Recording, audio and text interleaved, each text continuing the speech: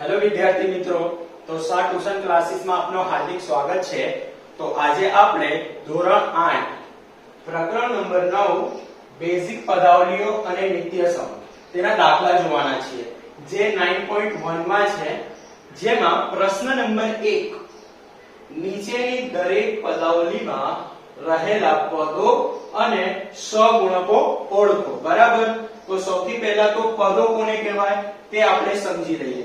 બરાબર, તો પદો ગણિતમાં છે ને, તો પદો જે હોય છે ને તે ક્રિયા હોય છે। કઈ કઈ ક્રિયા હોય છે? પ્લસ ની, માઈનસ ની। બરાબર, તો પ્લસ અને માઈનસ સાથે જે પદો જોડાયેલા હોય ને તેને આપણે પદો કહીએ। બરાબર, અને સહગુણક એટલે શું? જે ગુણાકાર અથવા તો ભાગાકાર સાથે જોડાયેલા હોય। બરાબર, એ કોઈ સંખ્યા હોઈ શકે, અચળ પદ 1 3 5, બરાબર, એવી કોઈ સંખ્યા હોઈ શકે। તો આપણે દાખલો કરીએ તો આપણને સરળતાથી ખ્યાલ આવે કે કેવી રીતે કરવાનું છે। બરાબર, તો દાખલા નંબર 1 5xyz નો વર્ગ માઈનસ 3zy। બરાબર, તો સૌથી પહેલા તો આના પદો આપણને લખવાના છે। તો લખવાનું પદો બરાબર પદો। તો પદો કયા કયા છે પદ? તો આ છે એક પદ 5xyz નો વર્ગ। જો પ્લસ માં છે એટલે આપણે પ્લસ માં લખ્યું 5xyz નો વર્ગ, પ્લસ માં હોય તો પ્લસ માં લખવાનું, અલ્પવિરામ। અહીંયા બીજો પદ 3zy, પરંતુ અહીંયા ખાસ યાદ રાખવાનું કે નિશાનીની સાથે આપણને લખવાનું છે, એટલે આપણે અહીંયા માઈનસ લખીશું। બરાબર, હવે આપણે આના સહગુણકો લખવાના છે। તો પદ નંબર 1 નો સહગુણક આપણે લખીશું પદ 5xyz નો વર્ગ નો સહગુણક।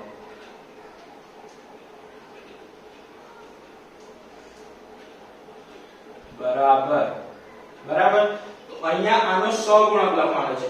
તો સહગુણકમાં અહીંયા શું છે? તો અહીંયા ગુણાકારમાં છે ને x ની સાથે શું છે? 5 છે, એટલે આ એક અચળ પદ છે, એટલે અહીંયા આપણે લખવાનું 5, એટલે કે 5। બરાબર, હવે જોઈએ તો પદ સેકન્ડ નંબરનો પદ -3zy નો સહગુણક।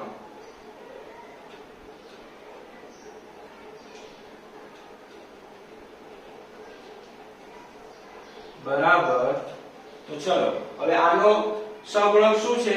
તો -3। બરાબર, તો નિશાનીની સાથે લખવાનું -3।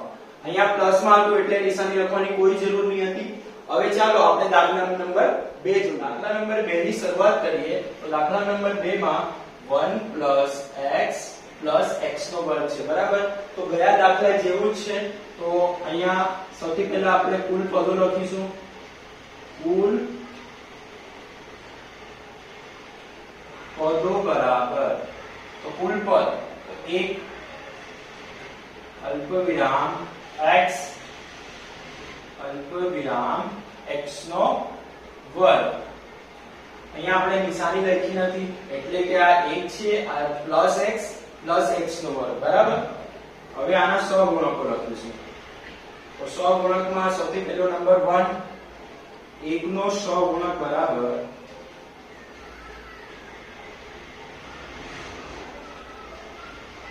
1 નો સહગુણક। 1 નો સહગુણક એ પોતે એક અચળ સંખ્યા છે એટલે 1।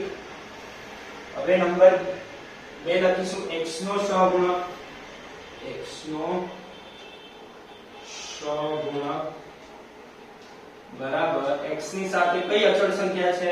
કોઈ સંખ્યા નથી એટલે કે આપણે 1 લખીશું। અહીંયા કઈ નથી એટલે 1 હશે, 1, તો 1। બરાબર, હવે x નો સહગુણક, x ના વર્ગનો સહગુણક, x ના વર્ગનો સહગુણક। તો x ની સાથે પણ અહીંયા કઈ જ નથી એટલે કે 1 + 1। બરાબર, અહીં આપણો બીજો દાખલો પૂરો થાય છે। હવે જોઈએ દાખલા નંબર 3 ની ગણતરી।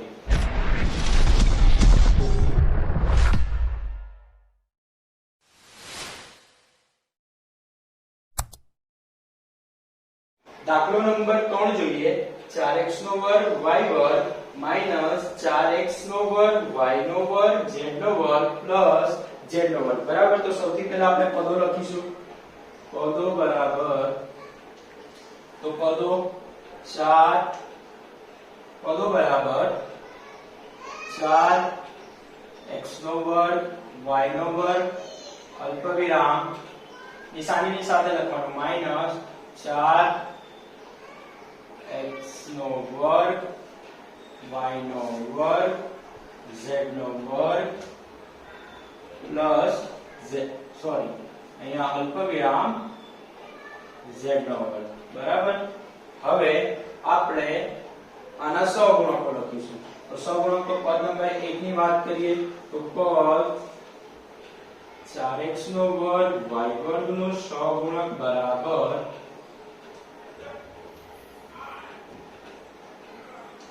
તો આનો સહગુણક શું છે તો 4 તો લખીશું 4 બરાબર.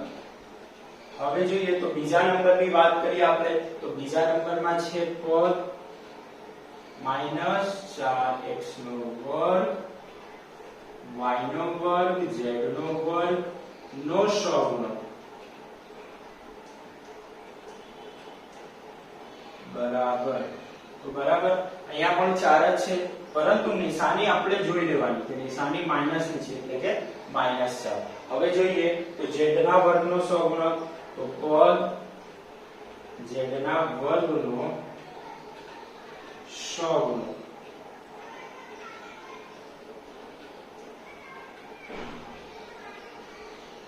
બરાબર.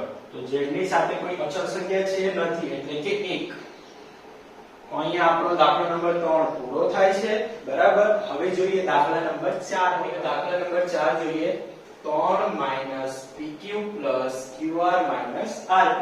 તો સૌથી પહેલા આપણે અહીં પદો લખીશું. કુલ પદો બરાબર કુલ પદમાં પહેલો પદ છે 3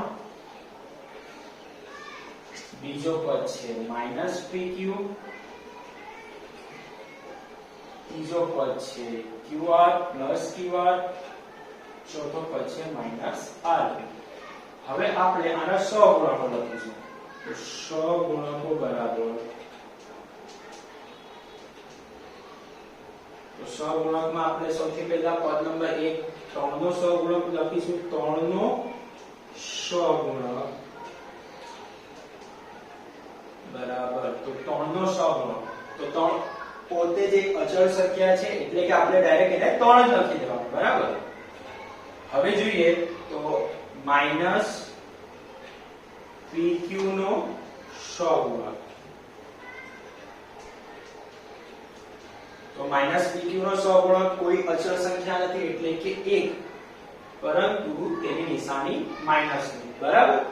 હવે જોઈએ તો qr નો સહગુણક qr નો સહગુણક બરાબર તો qr નો સહગુણક કોઈ જ નથી એટલે કે 1 પરંતુ અહીંયા પ્લસ માં કારણ કે આ પ્લસ માં qr છે. હવે જોઈએ તો -rp નો સહગુણક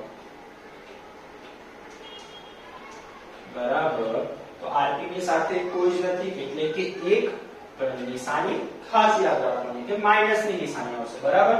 તો અહીં આપણો દાખલો નંબર 4 પૂરો થાય છે. હવે જોઈએ દાખલા નંબર 5 જોઈએ તો x/2 y/2 xy બરાબર. તો આ પહેલો દાખલો છે જે ભાગાકારમાં આવ્યો છે એટલે સૌથી પહેલા આના પણ આપણે તેથી આપણે અહીં પણ પહેલા સૌથી પહેલા પદ લખીશું. તો પદો બરાબર x ના છેદમાં 2 અલ્પવિરામ y ના છેદમાં 2 અલ્પવિરામ -xy બરાબર. હવે સહગુણકો લખીશું. તો પદ નંબર 1 પદ x/2 નો સહગુણક બરાબર તો અહીં તો 2 છે પરંતુ એ ભાગાકારમાં છે એટલે 1/2 થઈ જશે કે નહીં થઈ જશે થઈ જશે બરાબર એટલે 1/2 બરાબર. પદ નંબર 2 y/2 નો સહગુણક બરાબર સહગુણક બરાબર તો અહીં પણ y ના છેદમાં 2 છે એટલે કે 1/2 નિશાની જો અહીંયા માઈનસ ની હોય તો લખવાની અહીંયા માઈનસ ની નથી એટલે કે આ બીજો હવે પદ નંબર 3 ની વાત કરીએ તો પદ -xy નો સહગુણક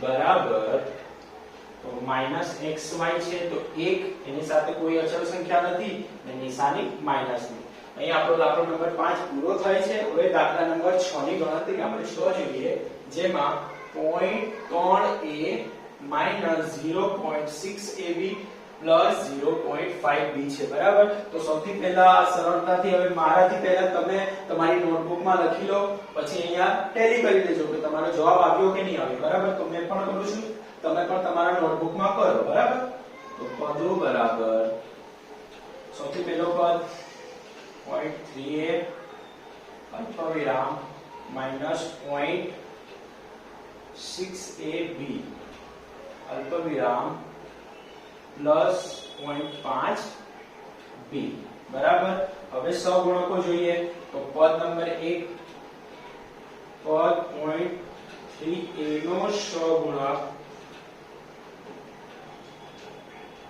સહગુણક બરાબર તો 0.3 નો સહગુણક કોણ છે તો 0.3 પોતે તો 0.3 બરાબર નિશાની પ્લસ ને લખવાની કોઈ જરૂર નથી પદ નંબર 2 -0.6ab નો સહગુણક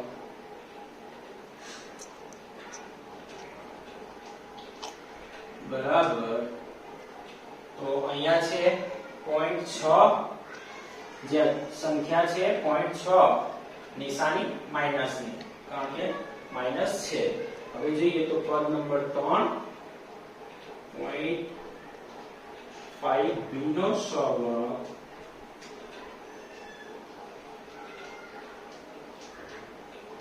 બરાબર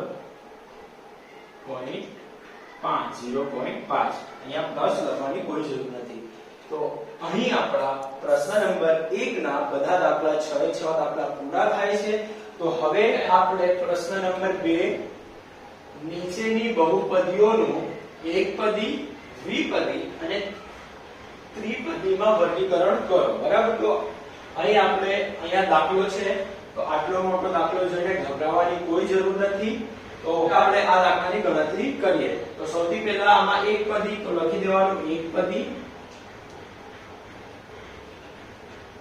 જગ્યા છોડી દેવાની કે એકપદી જે પણ હશે એટલે કે એકપદી એટલે એક પદ અહીંયા છે આ બે પદ છે બરાબર આપણે અગાઉ જ વિડિયોમાં કહી ગયા છીએ કે પ્લસ અથવા માઈનસ ની સાથે જે જોડાય તે પદો હોય છે બરાબર તો સૌથી પહેલા એકપદી તેના પછી દ્વિપદી લખી નાખીએ અહીંયા એના પછી ત્રિપદી એક પણ નહીં બરાબર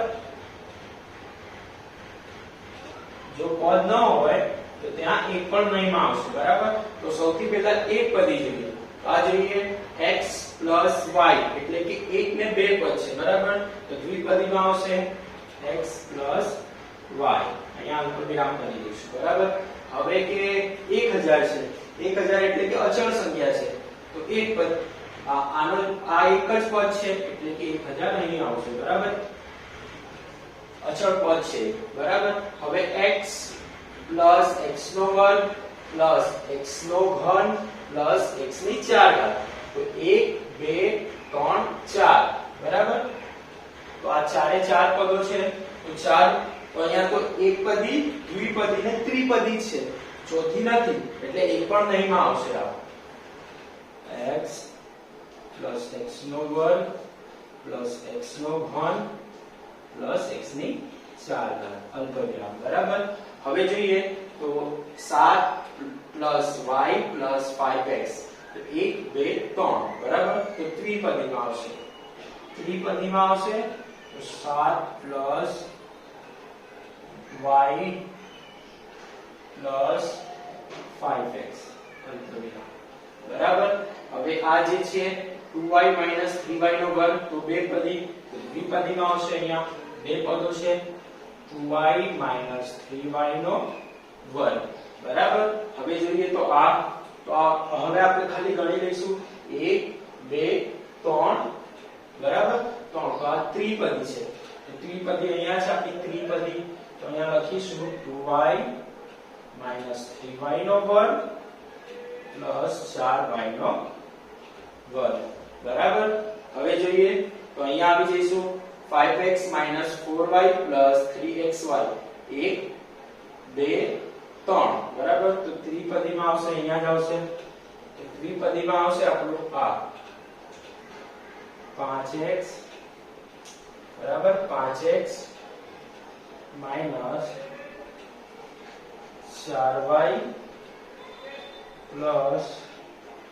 3xy 3xy છે ને બસ આટલું છે 1 2 3 પદો થઈ ગયા બરાબર 3 પદ પૂરા થાય હવે જોઈએ તો અહીંયાથી તો આ બે પદો છે 1 અને 2 તો દ્વિપદી અહીંયા છે આપણી તો દ્વિપદીમાં લખીશું 4z 15z નો વર્ગ બરાબર હવે જઈશું તો આ AB 1 BC 2 CD 3 DE 4 તો અહીંયા સૌથી છેલ્લે આવશે કારણ કે એક પણ નહીં AB plus BC plus CD plus DE બરાબર ચાર પદો થયા બરાબર હવે જઈશું તો અહીંયા PQR તો PQR તો અહીંયા કોઈ માઈનસ પ્લસ ની નિશાની નથી તો આ એક પદી છે PQR બરાબર હવે આ P નો વર્ગ Q પ્લસ PQ નો વર્ગ બરાબર તો બે પદી છે તો અહીંયા આવશે બે પદીમાં પ્લસ PQ નો વર્ગ બરાબર હવે આ પણ બે પદી છે બરાબર એ બે પદ છે એટલે 2p 2q બરાબર અહીંયા જ આવશે અહીંયા જગ્યા નથી જગ્યાના અભાવે અમે અહીંયા લખતા નથી તમે અહીંયા લખી નાખજો બરાબર તો અહીં આપણો પ્રશ્ન નંબર 2 પૂરો થાય છે અગાઉ આપણે પ્રશ્ન નંબર 1 જોઈ ગયા છીએ તો આશા કરીએ કે આ વિડિયો તમને સરળતાથી સમજાઈ ગયો હશે તો તમારા મિત્રો સાથે આ વિડિયોને શેર કરો હવે મળીએ નવા વિડિયો સાથે જય હિન્દ